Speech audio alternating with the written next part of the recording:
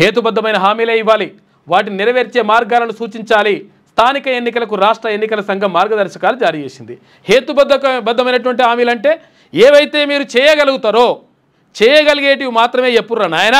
ఇష్టం వచ్చినట్టుగా ఏది పడితే అదే చెప్పుకుంటూ పోయి మేము వస్తామో రామో తెలియనటువంటి పరిస్థితుల్లో ఏది పడితే అదే చెప్తారు.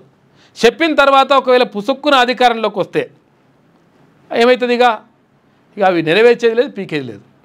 ఇక ఇటువంటివి జరుగుతాయి. కాబట్టి హేతుబద్ధమైన హామీలు వేయాలని చెప్తుంది ఎన్నికల సంఘం.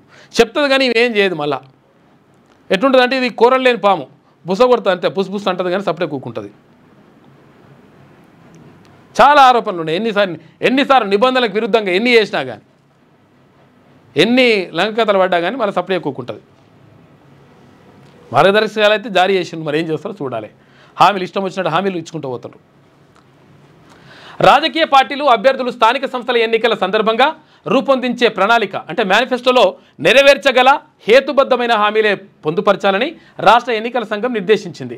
హామీలను నెరవేర్చడానికి అవసరమైన ఆర్థిక వనరులను సమకూర్చుకునే మార్గాలను కూడా విస్తృతంగా సూచించాలని స్పష్టం చేసింది. ఓటర్లపై అనవసర ప్రభావాన్ని చూపే వాగ్దానాలను నివారించాలని చెప్పింది.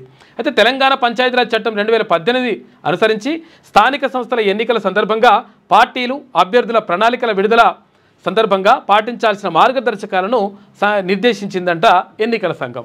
ఎన్నికల సంఘం నిర్దేశించింది మంచిగానే ఉన్నది. ఏమని చెప్పాలి? ఒకవేళ నిజంగా మీరు ఇట్లా చేయాలనుకుంటే హేతుబద్ధమైనటువంటి హామీలే ఇవ్వండి అని చెప్పి సూచించడం కాదు. ఒకవేళ మీరు హామీ ఇచ్చినటువంటి హామీ నెరవేర్చకపోతే మిమ్మల్ని తీసుకొని జైల్లో పడేస్తాను రా బాబు అని చెప్పురి. లేకపోతే మీరు ఇచ్చినటువంటి హామీ నెరవేరిస్తే ఒకవేళ ప్రభుత్వం మీద భారం పడితే ఆ అప్పులు మీరే కట్టాలరా బాబు అని చెప్పేసి అటువంటివి పెట్టండి. లేకపోతే జైలు వేస్తామని చెప్పండి. లేకపోతే ఎవడైతే హామీ ఇస్తారో ఆ హామీ ఇచ్చిన వాళ్ళ ఆస్తులు మొత్తం కూడా ప్రభుత్వం జప్తీ చేస్తుందని చెప్పురి. అప్పుడు బరాబర్ సెట్ అయితే లెక్క. హేతుబద్ధమే హామీ ఇవ్వండి, మీరు అట్లా చెప్పకండి ఇట్లా చెప్పకండి అంటే అట్లనే చెప్తామంటారు, చెప్తారు. మళ్ళీ ఏ చేయాలో గజ్జేస్తారు. ఎప్పుడు దీనికి నిజంగా కూడా ఒకవేళ ఈ హామీని నెరవేర్చకపోతే జైల్లో పడతాము, లేకపోతే ఆస్తులు జప్తు చేస్తారు, లేకపోతే ఇంకేమైనా నష్టం జరుగుతుంది అనుకున్నప్పుడు బరాబర్ ఏవి చేస్తారో గవే ఇస్తారు హామీలు. లేకపోతే ఇష్టం వచ్చినట్టు ఇచ్చుకుంటూ పోయి ఇగో ఇట్లా అప్పులలో నెట్టి పడేస్తారు. లక్షల కోట్లు ఎవడు కట్టాలి? అట్లుంటుంది అనమాట. తాయినోడు కడతారు తాళపన్ను అన్నట్టు ఇట్లుంటుంది లెక్క. రాజ్యాంగం నిర్దేశించిన రాష్ట్ర విధాన నిర్దేశక సూత్రాల్లో భాగంగా సంక్షేమ పథకాలు కార్యక్రమాలపై హామీలను ఇవ్వచ్చు.